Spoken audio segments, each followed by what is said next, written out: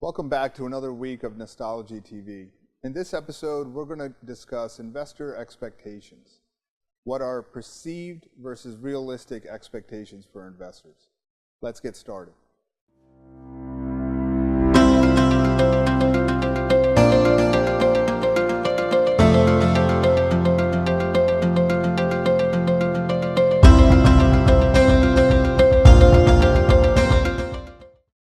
What are our expectations as investors, and when are we going to stop?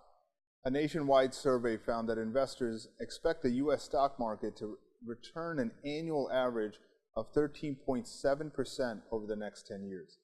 The editor of a financial planning newsletter recently asked his subscribers to estimate long-term future stock returns after inflation, expenses, and taxes. What is defined as net return? When the same question was posed to several dozen leading financial advisors, the average was 6%. A few went as high as 9%. We should all be so lucky. Historically, inflation has eaten away 3 percentage points of a return a year. Investment expenses and taxes have each cut returns by roughly 1 to 2 percentage points a year. All told, these costs reduce annual returns by 5 to 7 points. So in order to earn 6% for clients after inflation, fees, and taxes, these financial planners will somehow have to pick investments that generate 11 or 13% a year before cost. Where will they find such huge gains? Since 1926, U.S. stocks have earned an annual average of 9.8%. Their long-term net return is under 4%. All other major assets earned even less. If, like most people, you mix in some bonds and cash, your net is likely to be around 2%. The faith in high returns isn't just a harmless fairy tale.